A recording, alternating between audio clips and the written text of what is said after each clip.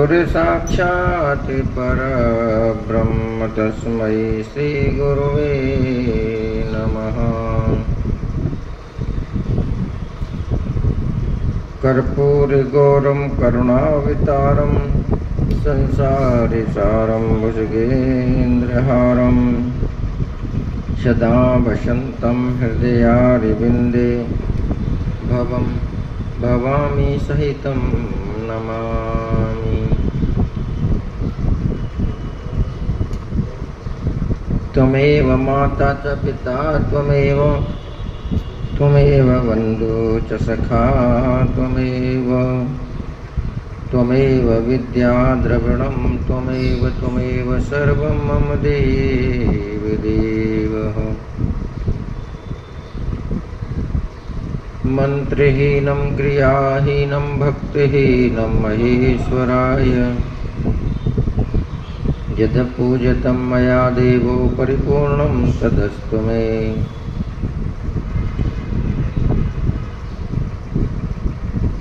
अतुलित बलिधामं हेमशैलावदेहं तनुजीवन कृशानुं ज्ञानिनामगण्यं सकलगुणनिधानं वर्णारधीशं रघुप्रियभक्तं वातिजातं नमामि। श्री गुरु चरण सरोज रज निज मन मुकुर सुधार बरनौ रघुवर बिमल जस जो दायक फल चार। बुद्धिहीन तनु जानिके सुमिरो पवन कुमार बल बुद्धि विद्या देहो मोहि हरहु कलेश विकार।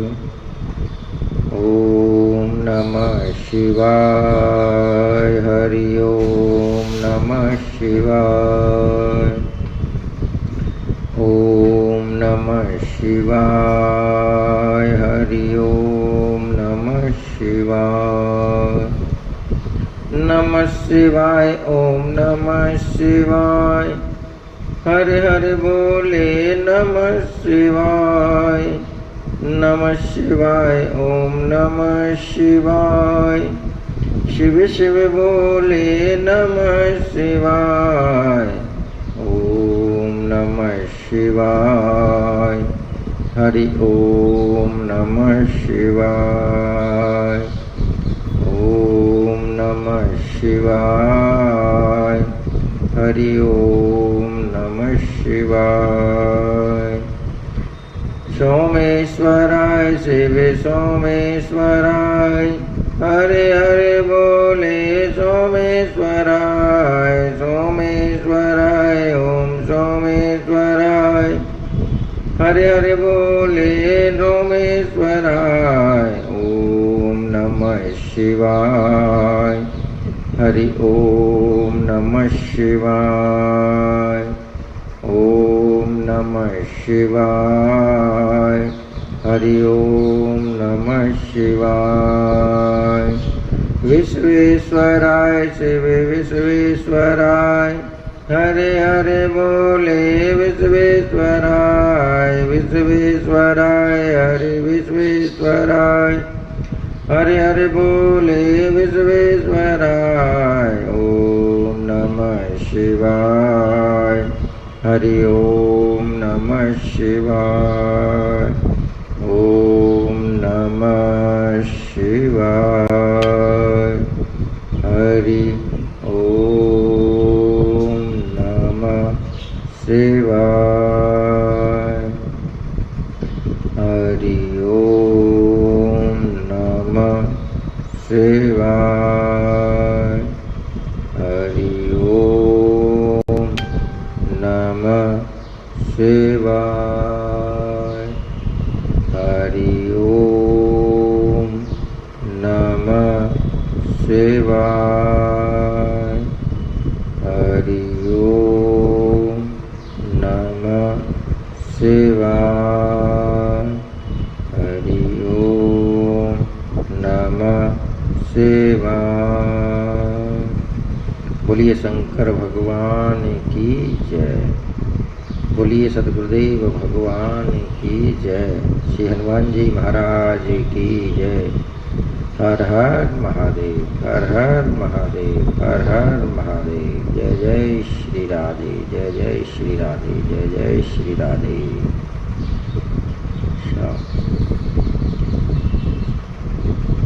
बहुत बहुत स्वागत है ममता जी। बड़ी प्रसन्नता होती है ना जब ऐसे कथा का कोई भक्त वेट करता है, इंतजार करता है।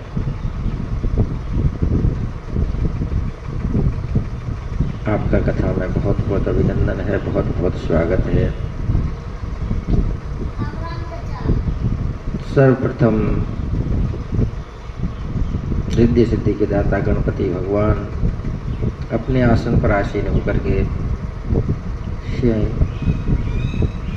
आदि अनंत अखिल ब्रह्मांड नायक श्री भोलेनाथ की इस कथा में आपको सादर स्नेह निमंत्रण है। अपने सह परिवार के साथ अपने शुभ स्थान पर विराजमान होकर के मेरे प्रभु की कथा का रसास्वादन करें।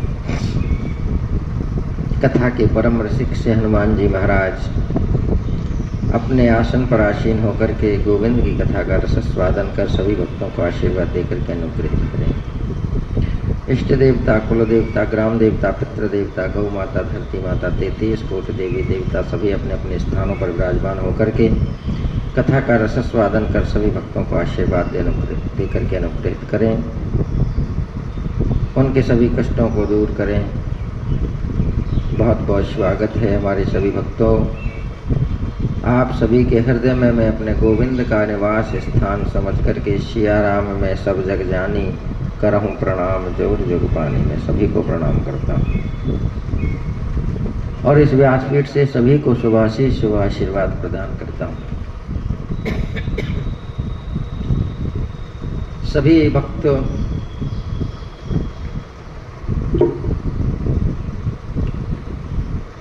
इस कथा को श्रवण कर अपना जीवन धन्य बना रहे हैं।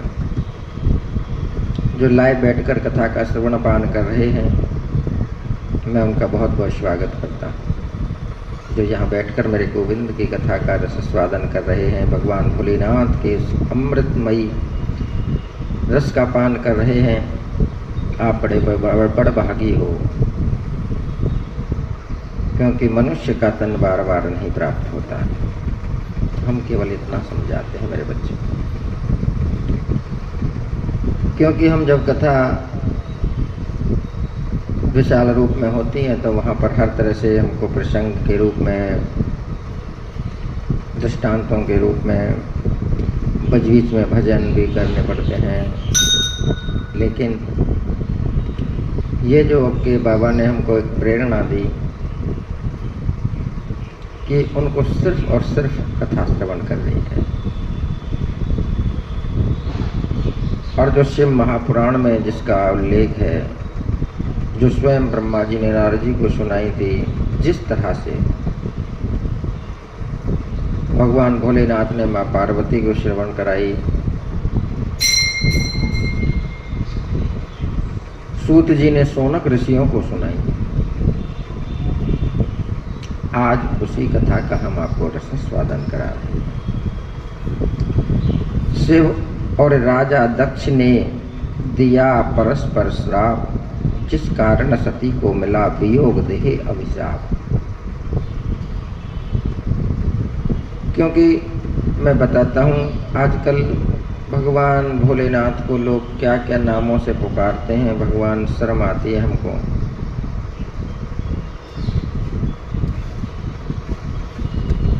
और भैया मैं तो इस कथा के माध्यम से अनुरोध करूँगा, भजन जो लिखते हैं, जो भजन सिंगर गा रहे हैं, भजन गायक गा रहे हैं, उन सभी से मेरा हाथ जोड़ के करबद्ध निवेदन होगा, प्लीज़ आप जब भगवान भोलेनाथ के लिए भजन लिखें तो उसमें इस भांग, धतूरे इत्यादि इन शब्दों को बिल्कुल लुप्त कर दें। क्योंकि शिव महापुराण के अंदर भैया कहीं भी इसका लेख नहीं है कि भगवान भोलेनाथ ने भांग पी, उन पर भांग चढ़ाई जाती है। तो प्लीज़ सभी से गुजारिश है, देखो हमारा सनातन धर्म है, इसको जितना संजोग करके रखोगे ये आपके जीवन को संभाल देगा। अपने जीव्या के लिए, अपने जीविका के लिए ये थोड़ा बहुत नमक मिर्च मसाला जो डालते हैं ठीक है, अपने हंसी मजाक में, वो अलग प्रसंग में आप उसको सुनाइए, लेकिन सभी से करबद्ध निवेदन है मेरा कि जो भी भोलेनाथ के जो भजन लिखते हैं और जो भी भोलेनाथ के भजन करते हैं, बोलते हैं, मैं तो घोटत घोटत हारी भोले भंग तिहारी, अरे पागलो, भगवान भोलेनाथ ने कभी भांग नहीं पी। इसका कोई भी शास्त्र में, पूरे शिव महापुराण में उल्लेख नहीं है मेरे प्यारे भक्तों। कम से कम मजाक के लिए ये संसार कम पड़ गया क्या? आज हर पति अपनी पत्नी का मजाक चुटकुला बनाता है, पत्नियां अपने पति का बनाती हैं, भाई भाई का बना रहा है, अनेकों रिश्तेदारों पर चुटकुला सुनाते हैं। वो ठीक यहाँ तक चलो सीमित है, हंसी मजाक तक, पर हमारे सनातन धर्म में देखिए, इसीलिए और धर्मों पर लोग कहते हैं कि भाई तुम्हारे भगवान ऐसे हैं, वो धर्म वाले हमारे ऊपर उंगली उठाते हैं, क्योंकि हमारे भगवान को जो कोई आए उल्टा सीधा बोल के चला जाता है, हमारे भगवानों पे चुटकुला बना देते हैं। हमारे इष्टों को, हमारे इष्ट देवता हैं, कुल देवता हैं भैया, तो जिस किसी के भी आप भगवान को यदि सच्ची में दिल से मानते हो तो मैं सभी से करबद्ध हाथ जोड़ करके निवेदन कर रहा हूँ कि हमारे भगवानों का मजाक ना बनाएं, क्योंकि आपकी जीविका इन भजनों से चल रही है। तो भगवान को सम्मान देना सीखिए। भगवान भोलेनाथ के अनेक भजन सुने, उसमें भैया भांग सूर्य का मैया, पार्वती में तो गोटत गोटत हार गई, मेरे सिलबट्टा से हाथ घिस गए, मेरी रेखा, ये मतलब क्या भजन बना रहे हो भैया? जब तुम ही अपने सनातन धर्म का पालन नहीं करोगे, उनका सम्मान नहीं करोगे, और धर्म वालों को तो मौका तुम खुद दे रहे हो। और मेरे बच्चों, इतना जीवन में ध्यान करना, आज शायद तुम मजाक में इन शब्दों को बोल रहे हो, लेकिन जब वो तुम्हारी मजाक बनाएगा ना जीवन को, तो फिर तुम कहीं के नहीं बचोगे। तो मैं सभी से करबद्ध निवेदन कर रहा हूँ, हाथ जोड़ करके निवेदन कर रहा हूँ कि प्लीज भगवान भोलेनाथ के लिए ऐसे शब्दों का प्रयोग ना करें। भांग, चिलम,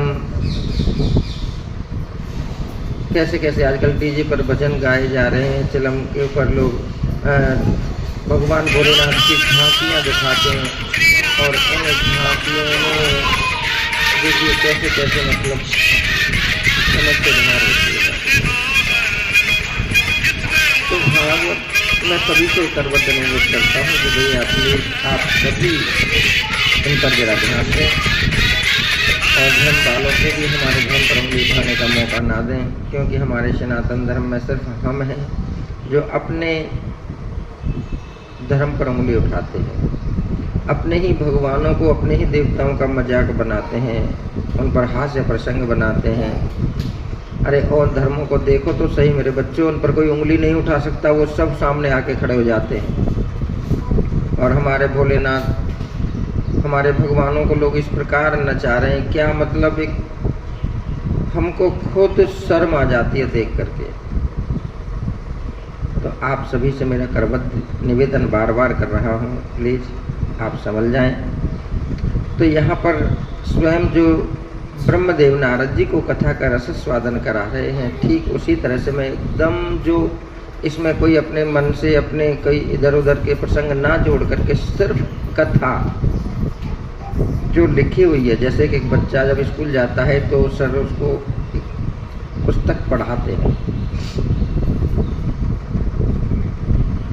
तो ये चीज़ स्वयं विचार कीजिएगा। तो भैया जिसको श्रवण करनी है सबका स्वागत है, और बहुत बहुत अभिनंदन है कथा में। जो आज ब्रह्मा जी कहते हैं कि पूर्व काल में प्रयाग में एकत्र होकर के मुनियों ने एक महान यज्ञ किया, जिसमें परिवार में भी सम्मानित परिवार में भी सम्मिलित के साथ श्री शिवजी श्री सती सहित उनमें आए। सबने भक्तिपूर्वक उन्हें प्रणाम किया, उनकी स्तुति की। इसी समय प्रजापतियों के स्वामी दक्ष भी वहां आ पहुंचे और उन्होंने केवल मुझे ही प्रणाम किया और मेरी आज्ञा से वहां वे बैठ गए।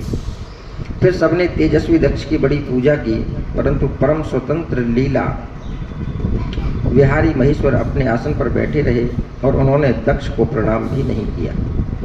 इससे दक्ष को बड़ा क्रोध आया। उन्होंने सभा के मध्य में सबको सुनाते हुए शिवजी को बहुत कुवाद कहा और कहा कि यह पाखंडी दुर्जन पापशील ब्राह्मण निंदक सर्वदा स्त्री में आसक्त है। संबंध से मेरा पुत्र होते हुए भी इसने मुझे प्रणाम तक नहीं किया, अतः मैं इसे शाप देता हूँ। हे ब्राह्मणों और देवताओं, तुम सभी सुन लो। मैं इसे बहिष्कृत करता हूँ। अब आज से यह देवताओं के साथ भाग नहीं पावेगा। यह सुनते ही नंदीश्वर की आंखें लाल हो गईं। उन्होंने दक्ष को बहुत डांटा और फटकारा। दक्ष नंदीश्वर को भी शाप देने लगे। शिवजी के समस्त गणों को भी उन्होंने श्रापित किया। फिर तो नंदीश्वर को और भी क्रोध आ गया। उसने उस महागर्वित दक्ष से कहा, हे दुष्ट बुद्धे, क्या तू शिव तत्व को नहीं जानता? अरे मूर्ख, ये तो तूने भृगु आदि ऋषियों के मध्य में इन महाप्रभु भगवान शंकर के उपहास किया है। इसके शिवजी के प्रभाव से मैं भी तुझे श्राप देता हूँ कि इससे ब्राह्मण वेद का वास्तविक अर्थ न समझकर केवल अर्थवाद पर भी विश्वास करोगे।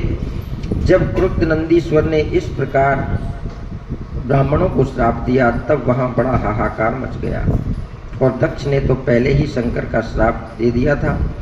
अतः भगवान शंकर नंदीश्वर को समझाते हुए बोले, हे महाप्राज्ञ, तुम्हें क्रोध नहीं करना चाहिए। मैं ब्राह्मण और वेदों को श्राप नहीं देता। तुम यह यथार्थ में ही जान लो कि दक्ष का श्राप मुझे नहीं लगा है। अब तुम शांत हो जाओ। नंदीश्वर शांत हुआ। शिवजी अपने सब गणों के साथ ले निज धाम को चले गए। दक्ष भी ब्राह्मणों को साथ ले अपने स्थान को चला गया।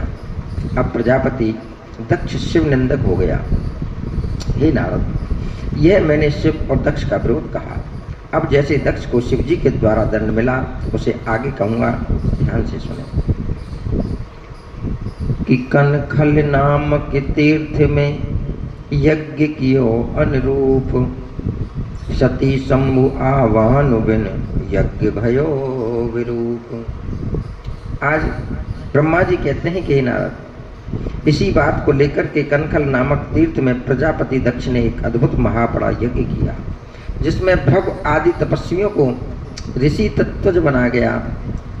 सभी गंधर्वों, विद्याधरों, सिद्धगणों, यक्ष, आदित्य समूह और सभी नागों को दक्ष ने अपने इस महायज्ञ में वर्ण किया था। अगस्त, कश्यप, अत्रि, वामदेव, भृगु, दधीचि, भगवान वेद व्यास, भारद्वाज, गौतम, पैल, पराशर, गर्ग, भार्गव, ककूप, सिद्ध, सुमंत, तिक्र, कंक और वैप्यमान, ये सभी ऋषि मुनि मेरे पुत्र के यज्ञ में आए। मैं भी परिवार और बैकुंठ से श्री विष्णु भी अपने पार्षद और परिवार सहित पधारे। इसी प्रकार अन्याय सभी देवता दक्ष के यज्ञ में पधारे। परंतु दुरात्मा दक्ष ने उस यज्ञ में शिवजी को नहीं बुलाया और यह कह दिया कि कपालधारी है। शिवजी में छिद्र देखने वाले दक्ष ने अपनी प्रिय पुत्री सती को भी यही कहकर नहीं बुलाया कि वह कपाली की भार्या है। जब इस प्रकार यज्ञ आरंभ हुआ, तब उसने भगवान शंकर को न आया देख शिव भक्त दधीचि ने सब देवताओं और ऋषियों से पूछा कि महायज्ञ में भगवान शिव क्यों नहीं पधारे। दधीचि ने वाक्य सुनकर के मूढ़ बुद्ध दक्ष से मुस्कुरा करके कहा, देवताओं के मूल विष्णु तो आ ही गए हैं, फिर शिवजी मुझे क्या आवश्यकता है? यह कहो कि मैंने ब्रह्मा से कहने से उन्हें अपना कन्या दे दी, नहीं तो उस अकुलीन माता पिता से रहित भूत प्रेतों के स्वामी, आत्माभिमानी, मूर्ख, स्तंभ, मौनी और ईर्ष्या करने वाले को कौन पूछता है? वह इस यज्ञ कर्म के कदापि योग्य नहीं है और इसलिए मैंने उसे नहीं बुलाया है। मेरे इस यज्ञ को तो आप सब लोग ही मिलकर के सफल बनावें। दक्ष के ऐसा कहने पर दधीचि ने सब मुनियों को सुनाते हुए कहा कि तुम चाहे जो कहो, पर भगवान शंकर के बिना जो यह अपूर्ण ही रहेगा और इससे तुम नाश को भी प्राप्त होगे। ऐसा कह दधीचि ऋषि उस यज्ञ से अकेले ही निकलकर अपने आश्रम को चले गए और इस प्रकार वहाँ जितने भी शिव भक्त थे वे सब दक्ष को श्राप देते हुए अपने अपने आश्रम को प्रस्थानित हुए। दक्ष हंसने लगा। फिर उसने अन्य मुनियों से कहा कि शिव भक्त दधीचि चला गया, यह अच्छा हुआ। मैं तो बहिष्कृतों को अपने यज्ञ में चाहता ही नहीं। विष्णु आदि आप सभी लोग वेद के वक्ता हैं और मेरे यज्ञ को सफल बनाइए। दक्ष का इस बात को सुनकर के देवता और मुनीन्द्र शिवजी की माया से मोहित हो गए। उन्होंने देवताओं की पूजा आरंभ कर दी। हे मुनीश्वर, ये तो दक्ष साप की कथा मैंने तुमको सुना दी। अब आगे यह यज्ञ विध्वंस का योग सुनाऊं कि निषेध मानी नहीं सती, मख पहुंची आए, देख वहां प्रतिकूलता, मन में अति दुख पाए। ब्रह्मा जी कहते हैं कि हे नारद जी, जिस समय देवता और ऋषिगण दक्ष के यज्ञ में उत्पन्न करते हुए जा रहे थे, उत्सव मनाते हुए जा रहे थे, तो उस समय दक्ष पुत्री सती अपनी सखियों के साथ गंधमादन पर्वत पर धारागृह में कौतुक पूर्वक अपनी क्रीड़ाएं कर रही थीं। उस समय सती ने देखा कि रोहिणी से आज्ञा लेकर के चंद्रमा भी दक्ष के चंद्र यज्ञ में जा रहे हैं। तब सती ने अपनी विजया नामक सखी से पूछा कि हे रोहिणी, से आज्ञा लेकर चंद्रमा कहाँ जा रहे हैं? तो सती के वचन सुनकर के विजया शीघ्र चंद्रमा के पास गई और उसने पूछा, चंद्रमा ने दक्ष के यज्ञ महोत्सव में जाने का अपना पूर्ण वृत्तांत कह सुनाया। उसे सुन विजया ने आकर के उसे चंद्रमा से कहा। सती ने कह दिया। यह सुन सती देवी बड़ी विस्मित हुई और बार बार शिव जी के लिए आमंत्रण न आने का कारण विचार कर हृदय में चिंता करने लगी। वह शिव के पास आई और बोली कि मैंने सुना है कि मेरे पिता ने एक महायज्ञ रचा है, जहाँ इस समय बड़ा उत्सव हो रहा है। सभी देवता और ऋषिगण उसमें एकत्र हुए हैं। आपको मेरे पिता के यज्ञ में जाना क्यों नहीं सुहाता है? आप इसका कारण मुझे शीघ्र बतलाइए। सब काम छोड़ करके आप मेरी प्रार्थना से मेरे पिता के यज्ञ में चलिए। संबंधियों का यही धर्म है कि समय पर प्रेम बढ़ाने के लिए उनके समीप जाना चाहिए। सती के वचन शिवजी के हृदय में बाण से लगे। फिर भी वे इस प्रकार प्रिय वचन बोले, हे देवी, तुम्हारे पिता दक्ष ने मुझे विशेष वैमनस्य रखते हैं, इसी कारण उन्होंने मुझे निमंत्रण नहीं दिया है। और जो बिना बुलाए दूसरों के घर जाते हैं वे मरण से भी अधिक अपमान पाते हैं। इसी कारण हमें और तुम्हें दक्ष के यज्ञ में नहीं जाना चाहिए, क्योंकि संत जन भी कहते हैं कि आव नहीं, आदर नहीं, नैनन नहीं स्नेह, और तुलसी वहां न जाइए चाहे कंचन वर्ष है। जहाँ आव, आदर और सत्कार ना हो वहाँ व्यक्ति को कभी जाना नहीं चाहिए, भगवान भोलेनाथ कहते हैं। ये सबसे अच्छी है कि कहते हैं भगवान की जब कथा हो रही हो, पूजा हो रही हो, तो उसमें बुलाने का इंतजार नहीं किया जाता। ये किसके लिए है? श्रोताओं के लिए। कहीं जब भगवान की कथा का यजन हो रहा है, पाठन हो रहा है, तो वहाँ पर भक्त को बिगर बुलाए जाना चाहिए। यदि तुम्हारा वहाँ सम्मान ना हो, भाई देवताओं का जब हम पूजा करते हैं और देवताओं का यदि आह्वान ना करें तो देवता मंत्रों के द्वारा आह्वान किया जाता है और वो पूजा में ना कैसे आएंगे?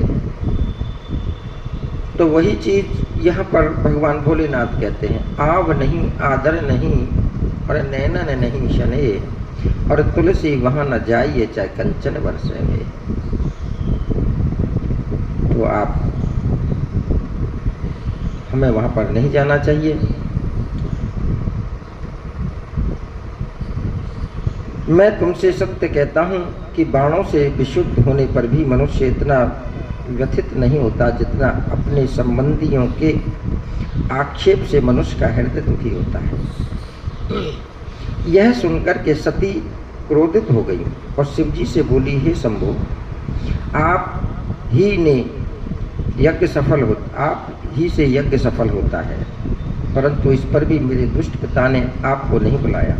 अतः मैं दुरात्मा अपने पिता और यज्ञ में आए दुरात्मा देवताओं और ऋषियों का यह अभिप्राय जानना चाहती हूँ कि उन्होंने ऐसा क्यों किया। हे नाथ, इसके लिए मैं अपने पिता के यज्ञ में जाती हूँ। हे परमेश्वर, आप मुझे इसकी आज्ञा दें। सती जी का यह विचार देख सर्वत्र भगवान भोलेनाथ बोले, हे देवी, यदि तुम्हारी वहाँ जाने की इच्छा है तो मैं तुम्हें आज्ञा देता हूँ कि तुम अपने पिता के यज्ञ में जाओ। नंदीश्वर, तुम्हें आज्ञा देता हूँ कि तुम अपने पिता के यज्ञ में जाओ।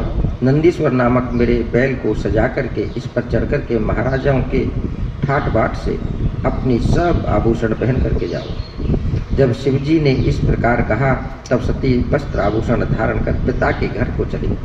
शिवजी ने 60,000 रौद्र गणों को उसके साथ भेज दिया। भाग शंभु नहीं देखकर पाए दक्ष अपमान, मान अविज्ञा माहि मुख क्रोधाविष्ट महा। ब्रह्मा जी कहते हैं कि हे नारद, अब सती जी वहां जब पहुंची तो जहां विशाल यज्ञ हो रहा था, सती को आई हुई देख करके उसकी माता अक्षनी तथा बहनों से यथोचित सत्कार किया, परंतु दक्ष तथा उसके अनुयायियों ने कुछ भी आदर नहीं किया। परंतु सती ने समान रूप से पिता माता को प्रणाम किया। यद्यपि वह हृदय से दुखी थी, क्योंकि उन्होंने यज्ञ में विष्णु आदि सब देवताओं का पृथक पृथक भाग देखा, परंतु शंभु का भाग नहीं देखा। इससे सती को बड़ा क्रोध आया। फिर वह सभी को क्रूर दृष्टि से देखती हुई बोली कि हे पिताजी, आपने भगवान शंकर को क्यों नहीं बुलाया? वे तो स्वयं यज्ञ स्वरूप, यज्ञांग और यज्ञों के दक्षिणा स्वरूप हैं। बिना उनके आए आपने इस यज्ञ का संपादन ही कैसे कर लिया? क्या आप शंकर को कोई सामान्य देवता समझते हैं? यह आपने उनका अपमान किया है। हे नीच पिता, आज आपकी बुद्धि भ्रष्ट हो गई है। तभी तो इस समय आपने उन शंकर को नहीं पहचाना। फिर ये ब्रह्मा, विष्णु आदि देवता और मुनीश्वर भी बिना शिवजी की तुम्हारे यज्ञ में सम्मिलित होने कैसे चले आए? इस प्रकार कह करके शिव स्वरूप सती ने सब देवताओं को धमकाया और विष्णु जी को उन्होंने बहुत ही लज्जित किया। तब दक्ष अपनी पुत्री के ये वचन सुनकर के क्रोध हो उठे। वक्र दृष्टि से देखते हुए बोले, हे वत्रे, तुम कहने से क्या लाभ?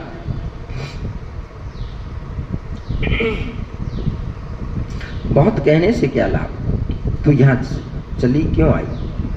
चाहे यहाँ रहे चाहे चली जा, मुझ में तेरा कोई प्रयोजन नहीं है। मेरा पति तो भूत प्रेतों का राजा है, जो वेद बहिष्कृत, अनुक्लीन और अमांगलिक है। इस कारण तेरे उभयधारी पति शिव को मैंने यज्ञ में नहीं बुलाया। फिर जो जगत को उत्पन्न करने वाली देवी अत्यंत क्रोध हो अपने पिता से इस प्रकार बोली कि हे पिताजी, तो शिवजी निंदा करता अथवा सुनता है, वे दोनों ही नरकगामी होते हैं।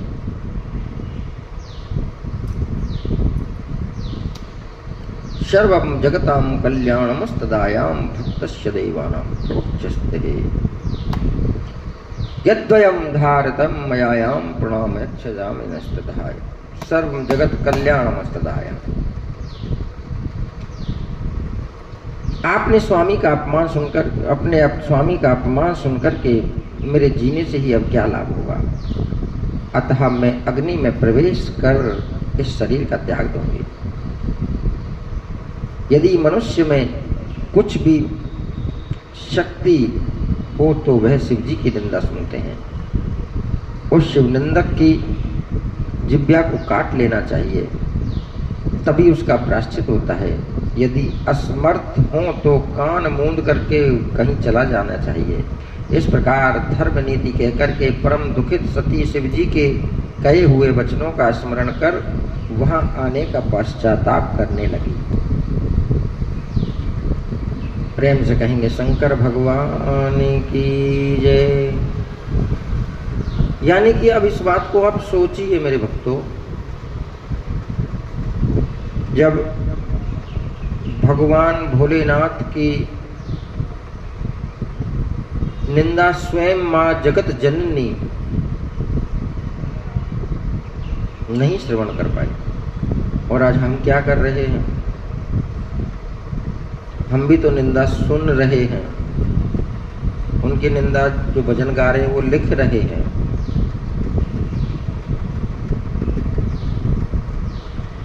तो कितना बड़ा पाप और कितना बड़ा अपराध कर रहे हैं। जबकि माँ भगवती जगत जननी माँ सती स्वरूपा आज स्पष्ट कहती हैं कि यदि हमारे कान में एक शब्द भी हरि गुरु निंदा सो नहीं जो काना। भगवान की निंदा, गुरु की निंदा सुनता है, उसके कान को काट लेना चाहिए जो करता है, और जो सुनता है उसको अनेकों अनेक प्रकार के पापों की संज्ञा प्राप्त होती है। तो भगवान ब्रह्मदेव नारद जी से कहते हैं 63वें अध्याय में, देह सती का त्याग इस कारण मख में हुआ विप्लव्य का साम्राज्य। श्री नारद जी ने कहा कि ब्राह्मण, जब सती जी ने ऐसा कहकर के मौन हो गई तब क्या हुआ? ब्रह्मा जी ने बोले, जब सती अपने पति शंकर को स्मरण कर मौन हो गई तब शांत चित हो वह सहसा पृथ्वी पर उत्तर की ओर मुख करके जा बैठी और आचमन कर नेत्र बंद कर लिए तथा शरीर त्यागने की इच्छा से योग अग्नि द्वारा शीघ्र ही अपने शरीर को भस्म कर डाला। फिर तो आकाश और भूमि, देवता और मुनियों में भयभीत करने वाला अद्भुत हाहाकार मच गया। उधर सती के प्राण छोड़ते ही शिवजी के गण हाथ में शस्त्र लेकर के उठ खड़े हुए और सब दिशाओं में प्रलय मचाने लगे। कोई शोक से व्याकुल हो अपने ही अंगों को छेदने लगे। सती के साथ ही 60,000 में से 20,000 शिवगण स्वयं ही दुख से कातर हो गए और नष्ट हो गए। फिर जो मरने से बच गए वे क्रुद्ध होकर के शस्त्र उठा दक्ष को मारने दौड़े। उनके उस आक्रमण को देख विघ्नों की शांति के लिए महर्षि भृगु वेद मंत्रों से अग्नि में आहुतियां देने लगे, जिससे महाबलशाली ऋभु नामक बहुत से असुर उत्पन्न हो गए। उनसे शिवगणों का युद्ध होने लगा। उन्होंने शिवजी के गणों की शक्ति छीन कर दी। भई आकाशवाणी तभी दुष्ट सुनहु सब ध्यान, क्षेम महा होता नहीं जहां पूज्य अपमान। ब्रह्मा जी ने कहा, जब दक्ष आदि देवताओं को सुनते हुए यह आकाशवाणी हुई कि हे मूर्ख दक्ष, तूने यह बड़ा अनर्थ किया। अपने घर में स्वतः आई हुई साक्षात मंगल स्वरूपा अपनी पुत्री सती का तूने अपमान किया। अरे मूर्ख, तूने सती और शंकर का पूजन नहीं किया। तूने तो शंकर की अर्धांगिनी सती का आदर ही नहीं किया। वह अनादि शक्ति, जगत की सृष्टा, रक्षिका और कालपांत में संहारिका भी है।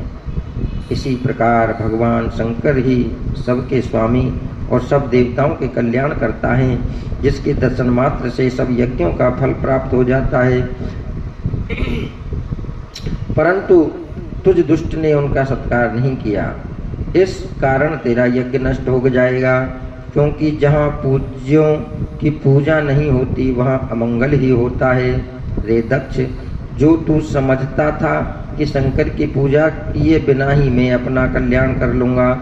अब तेरा वह गर्भ चूर्ण चूर्ण हो जाएगा। सर्वेश्वर शिव में विमुख होने पर कोई भी देवता तेरी सहायता करने क्यों नहीं सामने आएगा। बोलिए शंकर भगवान की जय। तो हमारे जीवन का ये परम लक्ष्य है। आज से हम ज़्यादा दूर भी ना जाएं तो 30-35 वर्ष पूर्व कितने सुखी थे। अपने से बड़ों का आदर करना,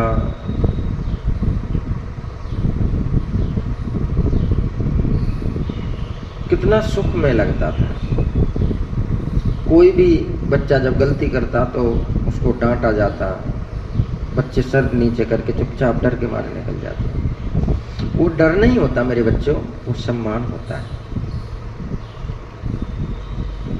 जाकी रही भावना जैसी, प्रभु मूरत देखी तिन तैसी। आज वैसे तो भाई दिखावे के लिए अनेकों अनेक भंडारे लगाएंगे, अनेकों अनेक महायज्ञ करेंगे, अनुष्ठान करेंगे बड़े बड़े, परंतु अपमान बड़ों का करेंगे। आज एक नई प्रथा चल गई है, भाई कर्म ब्राह्मण ही थोड़ी ना करेगा, कोई भी कथा कर सकता है। करो भाई, किसने मना किया? लेकिन जो ड्यूटी इज ड्यूटी, प्रभु ने जिसको जो ड्यूटी दी है उसको वही करना चाहिए। ये व्यासपीठ, ये गद्दी भगवान ने विप्र देवताओं को समर्पण किया। और ये अब यही कथा में भी कोई भी पुराण खोल के देखिए, कोई भी शास्त्र खोल करके देखिए, स्पष्ट कहते हैं। लेकिन ठीक है, युग का बदलाव, हर कोई जब अपने माता पिता का कोई सम्मान नहीं कर सकता है, तो फिर ब्राह्मणों को तो आजकल क्या नजरों से देखा जाता है। और ब्राह्मण की वो शक्ति भी अब क्षीण होती जा रही है, क्योंकि ब्राह्मण भी केवल और केवल क्रय विक्रय में लग रहे हैं। पहले जो ब्राह्मण देवता भी ब्राह्मण देवताओं से डरते थे, इसीलिए क्योंकि उनकी वाणी में, वचन में वो शक्ति होती थी। तो आज वह कहते हैं कि भैया कोई भी जब धर्म का कार्य किया जाए और बड़ों का सम्मान वहां ना हो। अब कई लोग कहते हैं भैया अरे कोई भी कथा कर ले तो ब्राह्मण के अलावा यदि गद्दी पे बैठ के कोई भी कथा सुनाएगा तो भैया वो फल थोड़ी ना मिल जाएगा।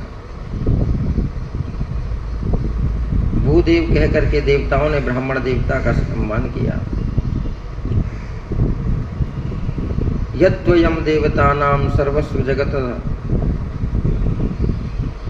तो ब्रह्मदेव स्वयं समझा रहे हैं 32वें अध्याय में वीरभद्र का जन्म, किस तरह से जब बड़ों का अपमान करते हैं तो कितना विनाश होता है। उत्पत्ति महाकाली की कथा यथोचित कर्म। ब्रह्मदेव से नारद जी ने पूछा, हे ब्रह्मा जी, उस आकाशवाणी को सुनकर के दक्ष तथा अन्यों ने क्या किया, वह सब मुझे सुनाइए। ब्रह्मा जी ने कहा, उस वाणी को सुनकर के सभी देवता और मुनि आश्चर्य करने लगे कि और शिव जी की माया से किसी के मुंह से एक शब्द तक नहीं निकला। इधर भृगु के मंत्रों से उत्पन्न भृगु गणों द्वारा भगाए गए शिव जी के गण शिव जी की शरण में गए और सती शरीर त्याग आदि का सारा वृतांत कह सुनाया। उसे सुनकर के पराक्रमी शंकर के क्रोध का अंत न रहा।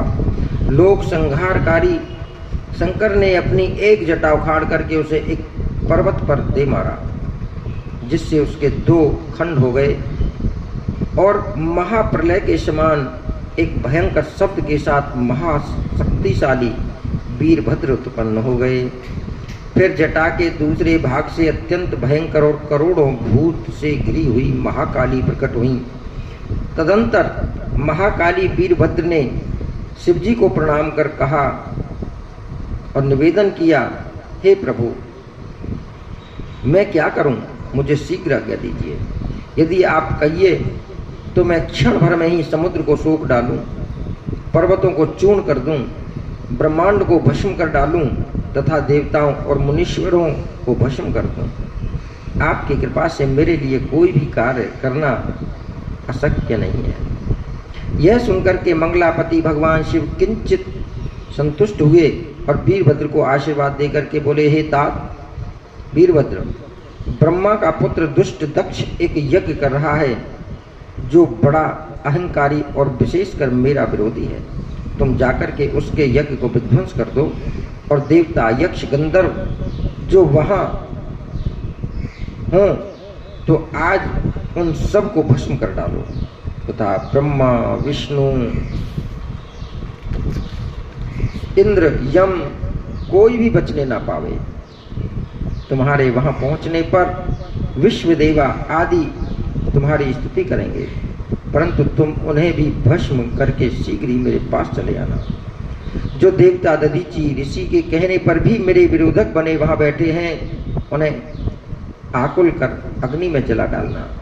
और हे वीर, दक्ष को तो उनकी पत्नी और बांधवों सहित जलाकर के पुनः तिल मिलाकर के तिलांजलि दे आना। वीरभद्र से ऐसा कह क्रोध से आंखें लाल किए भगवान शंकर मौन हो गए। वीरभद्र महाकाली ने किया सैन्य संयोग, कोटि सैन्य लेकर चले भये अनेक सुयोग। ब्रह्मा जी बोले, अब शिवजी को प्रणाम कर वीरभद्र दक्ष का यज्ञ विध्वंस करने चला। शिवजी ने प्रलयाग्नि में समान यज्ञ विध्वंस होने लगा और करोड़ों गणों को उनके साथ किया। वे सब प्रलयगण अत्यंत कौतूहल के साथ वीरभद्र के आगे पीछे होकर के चले। अत्यंत कौतूहल के साथ वीरभद्र के आगे पीछे होकर के चलते हुए हजारों पार्षदों को साक्षात रुद्र स्वरूप, उसमें वीरभद्र के ही समान हजारों पार्षद तो साक्षात रुद्र स्वरूप ही लग रहे थे। वीरभद्र शिव जी का ही स्वरूप धारण कर एक ऐसे रथ पर चढ़ कर के चला कि जो 400 हाथ लंबा था और जिसे 10,000 सिंह बहन कर रहे थे और बहुत से सिंह और हाथी आदि उसके सहस्त्रों पार्श्व रक्षक थे। जब इस प्रकार वीरभद्र चला तो शीघ्र कल्प वृक्षों ने बहुत से फूल बरसाए और समस्त गणों ने उनकी स्तुति की। फिर काली, कात्यायनी, ईशानी, चामुंडा, मुंडमर्दिनी, भद्रकाली, भद्रा, बली और वैष्णवी, इन 9 दुर्गाओं ने भी दक्ष को मारने के लिए अपने भूत गणों के साथ प्रस्थान किया। उनके वीरभद्र और महाकाली के सब गणों की संख्या करना यहाँ असंख्य है। केवल श्रीमान शंकर के गणों को कहता हूँ, जो कि भृंगी, कीट, अग्नि और मालक गण 64,000 करोड़ सेना लेकर के चले। उस समय मेरी शंख, जटाहर, मुख तथा श्रृंगों के अनेक प्रकार के शब्द हुए और अनेकों प्रकार के बाजे बज रहे थे। इस प्रकार वीरभद्र की यात्रा में अनेकों प्रकार के शुभ सगुन होने लगे। दक्ष अक्ष जंगा सफुरण पृथ्वी काश कंप, दिग मलिन रवि श्यामल का नासन हेत दम्भ। ब्रह्मा जी कहते हैं, उधर दक्ष तथा देवताओं को असगुन हुए। वीरभद्र के चलते ही दक्ष आदि को यज्ञ के विध्वंस सूचक तीनों प्रकार के उत्पात हुए। दक्ष की बाईं आंख, बाहु तथा जंगा फड़कने लगी। पृथ्वी में भूकंप हुआ, दिशाएं मलिन हो गईं और सूर्य में काले दाग दिखाई पड़ने लगे। बिजली और अग्नि के समान नक्षत्र गिरने लगे। हजारों गिद्ध दक्ष के सिर पर मंडराने लगे, जिसकी छाया से मंडप ढक गया। गीदड़ भयानक शब्द करने लगा। दिशाओं में अंधकार व्याप्त हो गया। दिग्गहा के होने लगा और विष्णु आदि को भी अत्यंत भय हुआ। फिर उसी समय आकाशवाणी हुई कि हे दक्ष, तुझे धिक्कार है, तू पापी है और मूर्ख है। अब तुझे शिवजी द्वारा अवश्य ही महादुख की प्राप्ति होगी और खेद है कि तेरे कारण आज यहाँ उपस्थित सब देवताओं को भी महान दुख प्राप्त होने वाला है। इस प्रकार आकाशवाणी सुन तथा अपशगुनों को देख दक्ष बड़ा ही दुखी हुआ। डरता कांपता विष्णु की शरण में जाकर के उनकी स्तुति करने लगा। दक्ष जब ही विनती करी, दिया विष्णु उपदेश। शिव भक्ति बिन जगत में क्षेम नहीं। राजेश। दक्ष बोला, हे विष्णु, मैं महाभयभीत हूँ, मेरी रक्षा कीजिए। आप तो यज्ञ स्वरूप ही हैं। अतः हे प्रभु, जैसे ही मेरे इस यज्ञ की रक्षा कीजिए। अब इस प्रकार बहुत सी प्रार्थना करके दक्ष विष्णु जी के चरणों पर गिर पड़ा। तब शिव जी के चरणों में सिर नवा करके उसने जाते हुए विष्णु जी समझाने लगे, हे दक्ष, तुमने शिव जी को क्यों भुला दिया? सर्वेश्वर भगवान भोलेनाथ की अवज्ञा का यही फल है कि जो तुम्हारा कार्य विफल हो रहा है। पूज्यों का अपमान होने से पग पग पर विपत्तियां प्राप्त होती हैं। अपने से बड़ों का यदि अपमान करते हैं तो कभी जीवन में सुख नहीं आ सकता। अंधकार स्वरूप यह जीवन पूरा व्यतीत होता चला जाता है। आज हम डिजिटल तो होते जा रहे हैं, लेकिन रिश्तों को खोते जा रहे हैं। पहले जब परिवार एक साथ बैठता था तो बड़ा आनंद आता था। आज घर में दो भाई भी हैं तो वो अलग अलग रहने पर उद्यत रहते हैं। तो आज वही भगवान विष्णु समझा रहे हैं दक्ष को कि बहुत बड़ी गलती कर दी, बहुत बड़ी भूल कर दी। कहते हैं कि फिर पछतात होत क्या जब चिड़िया चुग गई थी। दरिद्रता, मरण और भय, ये तीनों उनको प्राप्त होते हैं जो बड़ों का अपमान करते हैं। अतः तुम प्रयत्न पूर्वक शिव जी की पूजा करो। देखो, तुम्हारी ही दुर्नीति से आज हम सब का प्रभाव छिन्न हो गया। ब्रह्मा जी कहते हैं कि विष्णु भगवान के यह वचन सुनकर के दक्ष का मुख सूख गया। वह चुपचाप पृथ्वी पर बैठ गया। इसी समय अपनी महासेना लेकर के शिव जी का भेजा हुआ वीरभद्र उस यज्ञ में आ पहुंचा, जिसके पराक्रमी असंख्य सूरवीरों ने यज्ञ स्थल को कौन कहे। दिशाएं सहित आकाश मंडल व्याप्त हो गया। सातों दीपों सहित पृथ्वी कांपने लगी।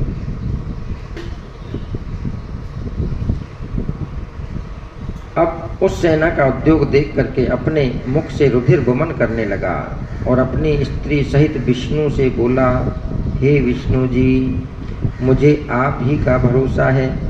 मैंने आप ही के बल पर यह श्रेष्ठ आरंभ कर दिया, क्योंकि मैं जानता हूं कि आप ही यज्ञों के प्रतिपालक और वेद धर्म के अधिष्ठान हैं।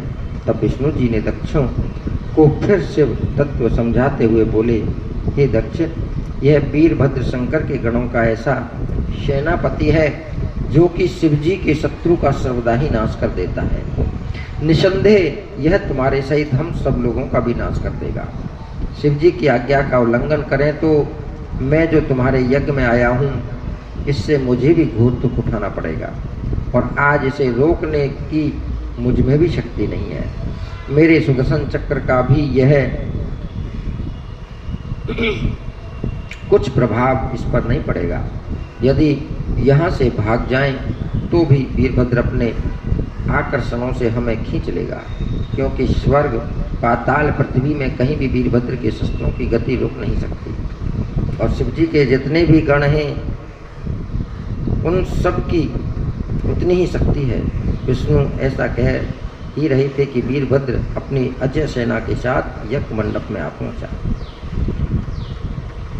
29वें अध्याय में वीरभद्र का युद्ध सभी देख व्याकुल हुए। लख शिवगण को क्रोधित। ब्रह्मा जी बोले, उस समय इंद्र विष्णु जी का परिहास करके देवताओं सहित हाथों में वज्र लेकर वीरभद्र से युद्ध करने को आगे बढ़ा। उसका शिवगणों से घोर युद्ध हुआ। याज्ञनिक भृगु ने दक्ष के संतोष के लिए शिवजी के गणों का उच्चाटन किया। भूत, प्रेत, पिशाच,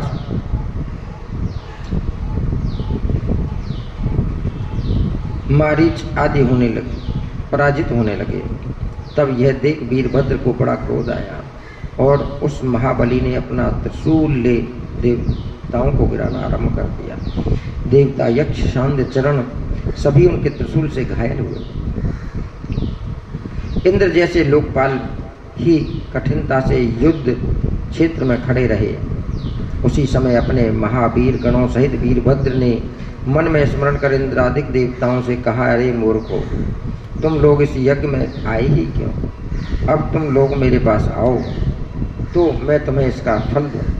हे इंद्र, हे अग्नि, हे सूर्य, हे चंद्रमा, कुबेर, वरुण, वायु, नैन्य, यम से सभी चतुर्देवताओं, आज मैं तुम्हें ऐसा फल दूंगा जिससे तुम सर्वदा के लिए तृप्त हो जाओगे। ऐसा कहकर गणों का सेनापति वीरभद्र अपने तीक्ष्ण बाणों से उन देवताओं को छेदने लगा, जिसकी भयानक मार से सब देवता गण भाग गए। फिर अपने गणों सहित वीरभद्र यज्ञ मंडप में पहुंचा और युद्ध से भागे देवताओं उसका समाचार देने के लिए पहले ही विष्णु जी के पास पहुंचे और कहा कि हे रमानाथ, जैसे भी हो इस यज्ञ की रक्षा कीजिए। तब ऋषियों के ऐसा कहने पर विष्णु जी वीरभद्र से युद्ध करने का संगत हुए। वीरभद्र और विष्णु का अनुपम युद्ध महान, सिर छेदन नृपदक्ष का अद्भुत यह आख्यान। ब्रह्मा जी बोले, अब महाबली वीरभद्र और भगवान विष्णु का भयानक युद्ध हुआ। इंद्रादिक समस्त देवता विष्णु के साथ वो वीरभद्र के गणों के साथ युद्ध करने लगे। भगवान विष्णु ने अनेकों आयुधों से अत्यंत भयंकर संग्राम किया। वैरभादिक गण सबके साथ युद्ध होने लगा। भगवान विष्णु भी युद्ध लौट लौट करके उससे लड़ रहे थे।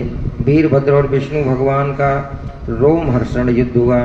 विष्णु के शरीर से उनके योग बल द्वारा शंख, चक्र, गदा, पद्म धारण करने वाले असंख्यों वीर प्रकट हो शस्त्रों का धारण किए हुए वीरभद्र के साथ युद्ध में लग गए और विष्णु भी वहीं रुके रहे।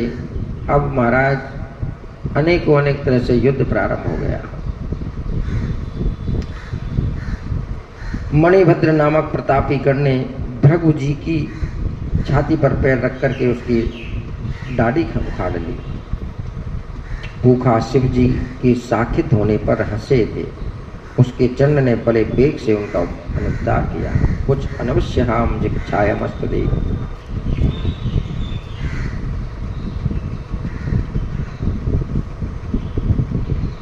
39वां अध्याय। 30वें अध्याय में दधीचि विष्णु का युद्ध प्राप्त पराजय विष्णु के आयुध भई अयुद्ध। ब्रह्मा जी बोले, अब एक दिन राजा ध्रुव का कार्य सिद्ध करने के लिए भगवान विष्णु महर्षि दधीचि के आश्रम में पहुंचे।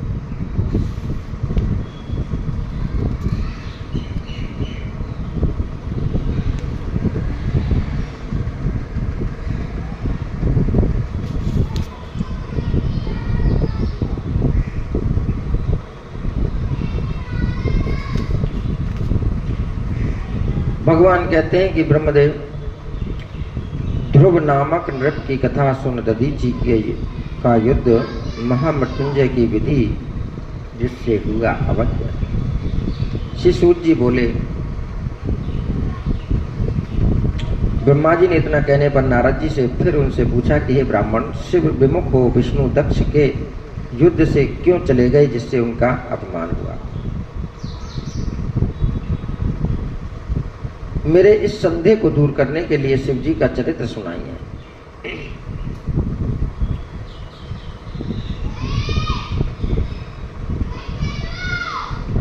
बहुत बहुत स्वागत है आशा बिटिया का हमारे लाइव में आकर के कथा श्रवण कर रही हैं। आशा जी, ममता जी, अन्य भक्तगण जो भी कथा का रसस्वादन कर रहे हैं, सभी भक्तों को बहुत बहुत शुभाशीष शुभकामनाएं।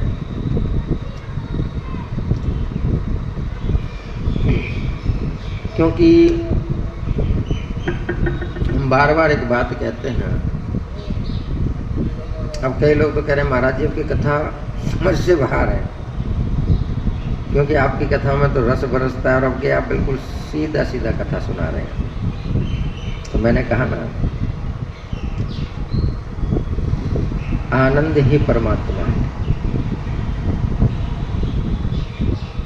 और इस कथा का रस स्वादन जो हम कर रहे हैं ये केवल और केवल भक्त गणों के लिए और हनुमान जी महाराज के लिए। यहाँ कोई वो दिखावा नहीं। और कहा भी जाता है ना भाई, आज का समय ही वो है जिसमें कुछ मिर्च मसाला ना हो तो फिर कथा में आनंद भी नहीं आता है।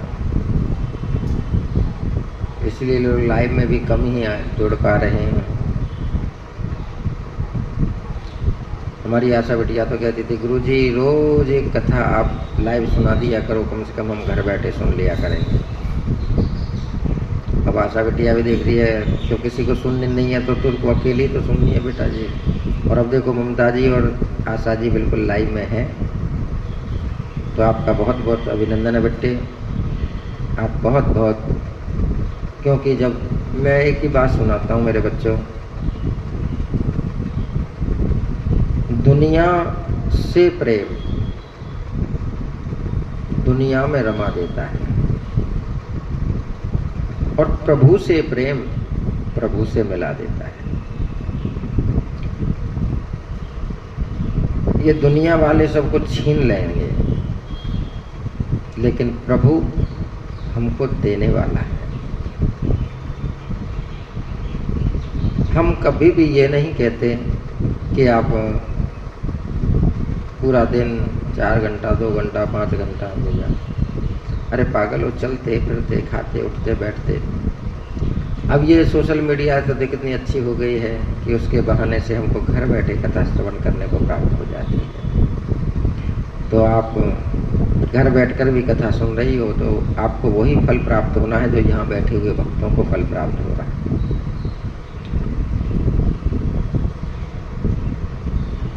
आज ये कथा सिर्फ सीधा सीधा हनुमान जी आसन लेकर श्रवण कर रहे हैं, भक्तगण बैठकर कथा सुन रहे हैं।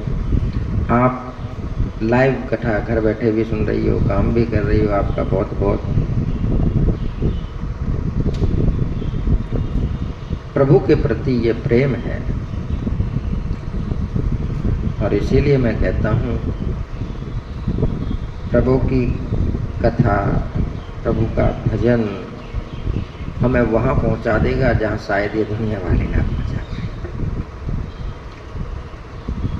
तो ये सीधा सीधा कथा हम इसीलिए श्रवण करा रहे हैं। भैया जिसको सुननी है तो वेलकम है। हमारे प्रभु जी सुन रहे हैं, आप सभी भक्त बड़े प्रेम से कथा का रसास्वादन कर रहे हैं। अब यहाँ पर ब्रह्मा जी कहते हैं, हे मुनि, एक शुभ नामक राजा था जिसने दधीचि मुनि की बड़ी मित्रता की। कुछ दिनों के पश्चात दधीचि ने उनका एक बड़ा अनर्थकारी विवाद हो गया। उन तीनों वर्णों में ब्राह्मण ही श्रेष्ठ है। इस पर राजा ध्रुव और लक्ष्मी जी के मद को चूर्ण करने के लिए सब वर्णों में श्रेष्ठ राजा हैं, राजा सर्वज्ञ हैं। यह द्रुति का ही वाक्य है जो सबने बड़ा सुना, और वह मैं हूँ। इस पर दधीचि को बड़ा क्रोध आया।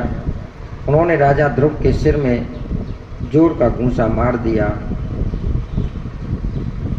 शुभ मूर्छित हो पृथ्वी पर गिर पड़ा, परंतु ज्यों ही समेत होकर के उठा कि उसी क्षण उस दुष्ट शुभ ने दधीचि का वज्र चला दिया। उसे घायल ही दधीचि मुनि पृथ्वी पर गिर पड़े। फिर संभल कर उठे तो उन्होंने बदला लेने के लिए उन्होंने शुक्राचार्य का स्मरण किया। शुक्र आए, उन्होंने छू के प्रहार से उत्पन्न दधीचि के मर्म को ठीक कर दिया। फिर शुभ ने बदला चुकाने के लिए उन्हें महामृत्युंजय मंत्र बतला दिया और कहा कि इस प्रकार मंत्र का जप कर तुम सभी कार्य कर सकते हो। दधीचि को ऐसा उपदेश कर शुक्राचार्य और शंकर भगवान का स्मरण करते हुए अपने स्थान पर चले गए। दधीचि मुनि शंकर भगवान का स्मरण करते हुए तप करने के लिए वन में चले गए। वहाँ जाकर के उन्होंने महामृत्युंजय का विधि पूर्वक जप किया, शिव जी के लिए बड़ा तप किया। उस तप से प्रसन्न हो भगवान भोलेनाथ मुनि के आगे आए और दधीची से कहा, वर मांगो। तो भक्त श्रेष्ठ दधीची ने कहा, हे महादेव, आप मुझे 3 वर दीजिए। एक तो यह कि मेरे शरीर की अस्थियां वज्र हों के समान हो जाऊं, दूसरी यह कि मैं सबसे अवध्य होऊं, और तीसरा यह कि मैं सर्वदा ही दीन ना हो। शिवजी ने तथास्तु कह उन्हें यह वर दिया। मुनि ने प्रसन्न होकर शीघ्र ही राजा क्षुभ के पास आ उसके लिए सिर पर अपने चरणों का प्रहार किया। क्षुभ विष्णु का परम भक्त था, जिससे गर्वित हो उसने दधीची की छाती में वज्र मार दिया, परंतु शिवजी के वरदान से मुनीश्वर दधीची को कुछ चोट न लगी। यह देख करके ब्रह्मा का पुत्र क्षुभ बड़ा विस्मित हुआ। मृत्युंजय के सेवक दधीची ने उसे परास्त किया। उस पराजय से लज्जित राजा क्षुभ में तपस्या करने लगा और मुकुंद भगवान की आराधना की। उसने प्रसन्न होकर के गर्व पर बैठे भगवान विष्णु उसे दर्शन देने के लिए गए। विष्णु भक्त शुभ ने अपनी दधीची द्वारा अपने अपमान का यह मृत्युंजय का प्रभाव कहा। विष्णु जी ने कहा कि अवश्य शंकर के भक्त को किसी भय की जरूरत नहीं है, उसे दुख देने से मुझे और देवताओं को श्राप पड़ता है। उसी ब्राह्मण के श्राप से तो अब दक्ष के यज्ञ में मेरा भी विनाश और पुनः स्थान होगा।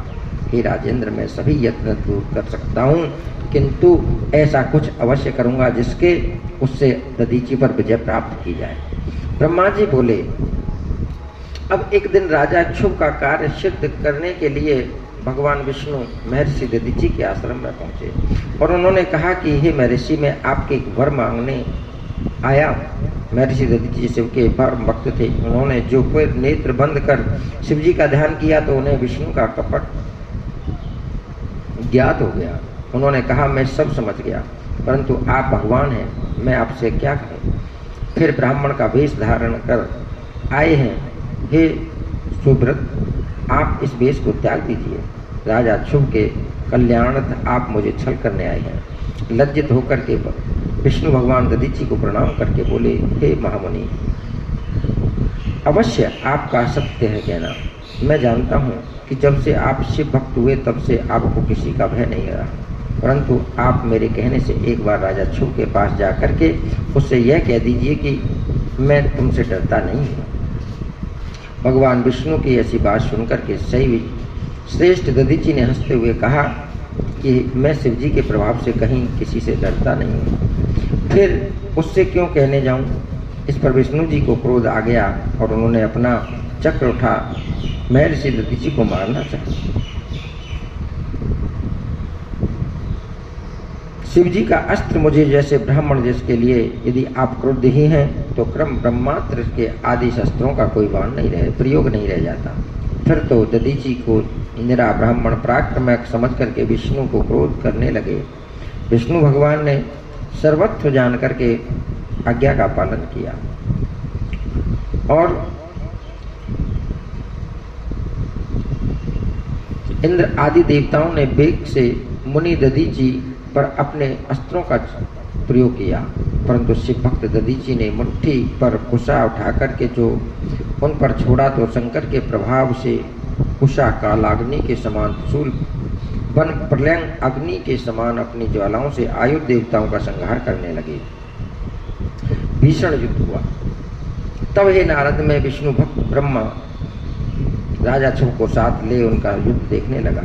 मैंने निष्ठेय भगवान विष्णु देवताओं को युद्ध करने से रोका और कहा, आप लोगों का प्रयास व्यर्थ है, इस ब्राह्मण को आप लोग नहीं जीत सकते।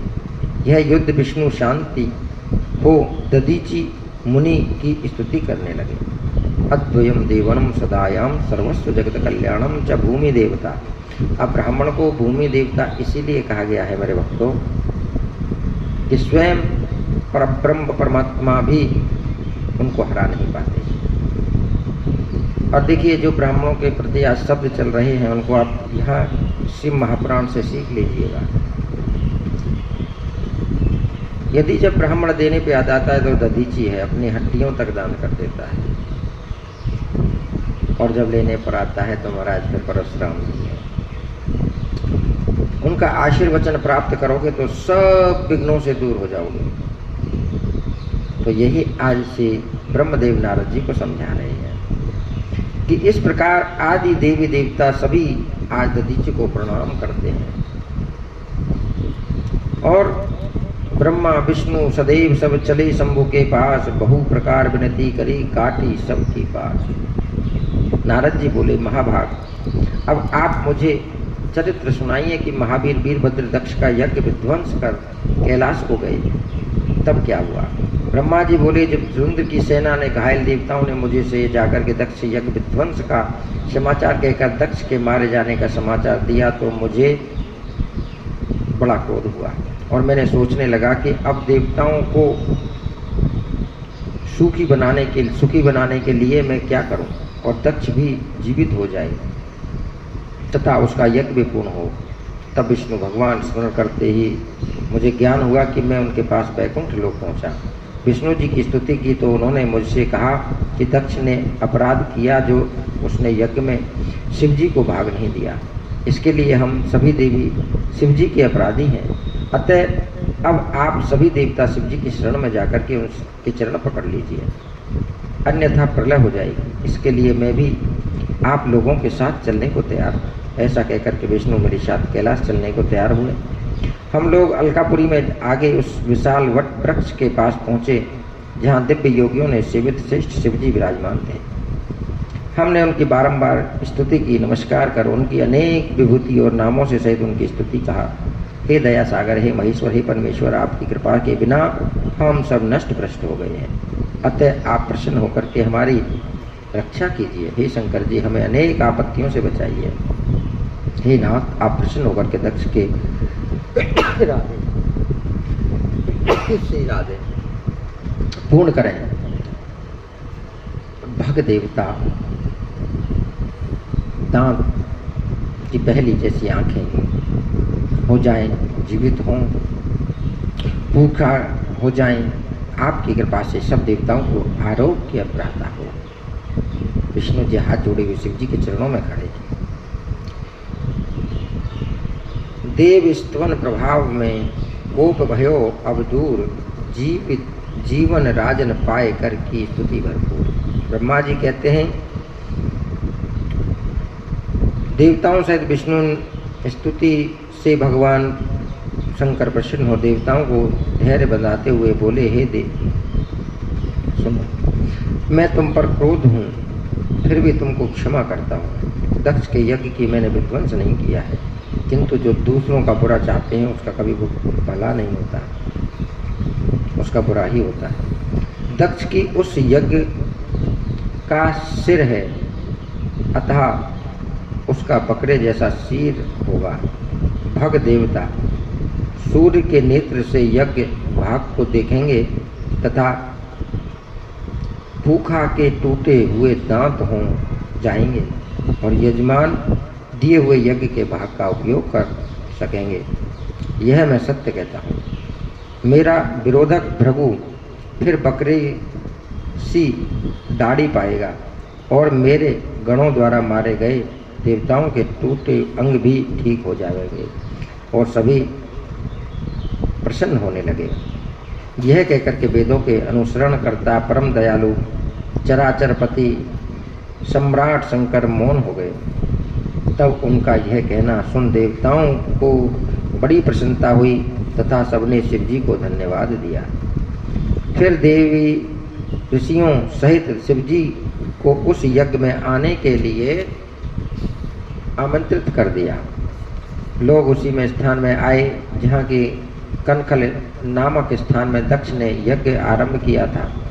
उसी समय भगवान भोलेनाथ वहाँ पहुँचकर के वीरभद्र द्वारा भंग यज्ञ का निरीक्षण किया और देखा कि सुहा सुधा भूखा तुष्टि धृति सरस्वती और सभी ऋषि पितर अग्नि टूटे फूटे और कोई मरे पड़े हुए हैं। यज्ञ की यह दशा देख कर के वीरभद्र को बुला शंकर भगवान हंसकर कहने लगे, हे बाबा हो वीरभद्र, यह तुमने क्या किया? हे तात, तुम तो ऋषियों को इतना कठिन दंड इतने शीघ्र दे डाला। अच्छा, तो अब तुम शीघ्र ही दक्ष का यह मृतक शरीर लाओ, जिससे इस यज्ञ को आरंभ किया जाए।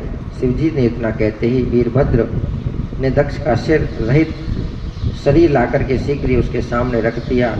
तब उसे सिर रहित देख शिवजी ने वीरभद्र से कहा, इसका सिर कहाँ है? वीरभद्र ने कहा, उसे तो मैंने पहले ही अग्नि में हवन कर दिया।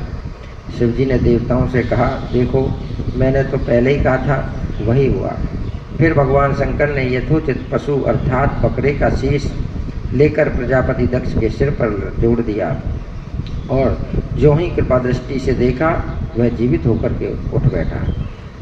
उसने उठते ही प्रसन्न होकर के शंकर भगवान का दर्शन किया। उसका कलुषित हृदय निर्मल हो गया। फिर ज्यों ही कल्याणकारक भगवान शिव विनम्र भाव से स्तुति करने लगा। उनकी स्तुति सुन भगवान शंकर प्रसन्न हो गए, और पुनः विष्णु और मुझ ब्रह्मा ने भी इंद्र आदि देवताओं और लोकपालों सहित शंकर भगवान की स्तुति की। बोलिए शंकर भगवान की जय। कल आप देखोगे किस तरह सती माता के जहाँ भी शरीर का खंड खंड गिरा, वहाँ पर कितने तीर्थ कहाँ पर प्रकट हुए। अनेकों तरह से कल की कथा का श्रवण पान करेंगे। बहुत बहुत अभिनंदन है मेरी आशा बिटिया और ममता बिटिया। आप रोज नियम से कथा श्रवण करती हैं, हमारे लाइव में आती हैं, आपका बहुत बहुत धन्यवाद है। आइए सभी भक्तों, आपको हर हर महादेव, जय जय श्री राधे। आज की कथा का विश्राम भक्तों यहीं हुआ है। कल फिर आपको कथा श्रवण कराएंगे। समय पर आकर के कथा का लाभ उठाएं, क्योंकि ये कथा हम बिल्कुल साधारण तरह से कर रहे हैं। इसमें ना कोई नाच, ना कोई भजन, ना कोई, जिस तरह से सूत जी महाराज ने सोनक ऋषियों को 88,000 ऋषियों को एक साथ बैठकर ऐसे ही कथा श्रवण कराई। तो भैया ये सिर्फ और सिर्फ हनुमान जी महाराज की कृपा है। वो इस कथा को श्रवण करना चाहते थे, इसलिए हनुमान जी महाराज के चरणों में दास का कोटि कोटि साष्टांग प्रणाम। और आप सभी भक्त भी बहुत धन्य हैं जो इतनी साधारण कथा में बैठ करके आप मेरे गोविंद की कथा का, मेरे भगवान भोलेनाथ की कथा का रसस्वादन कर रहे हैं। क्योंकि कहते हैं श्रावण मास में कथा श्रवण करने का सौभाग्य ही अलग है। हम भगवान को नहीं, भगवान हमको याद कर रहे हैं यदि हम उसकी कथा में बैठे श्रवण कर रहे हैं। और सभी भक्तों से मेरा करवद्य निवेदन, समय पर आकर कथा को श्रवण करें। और सभी से फिर से मेरा एक अनुग्रह है कि आप भगवान भोलेनाथ के भजन सुंदर सुंदर बनाएं,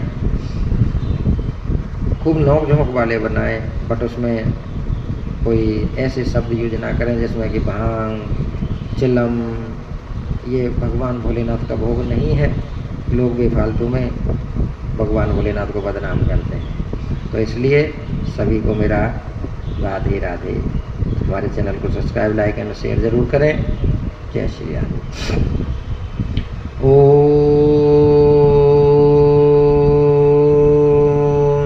नमः शिवाय। हरि ओम नमः शिवाय। हरि ओम नमः शिवाय। हरि ओम नमः शिवाय। हरि ओम नमः शिवाय। ओम नमः शिवाय। ओम नमः शिवाय। ओम नमः शिवाय। ओम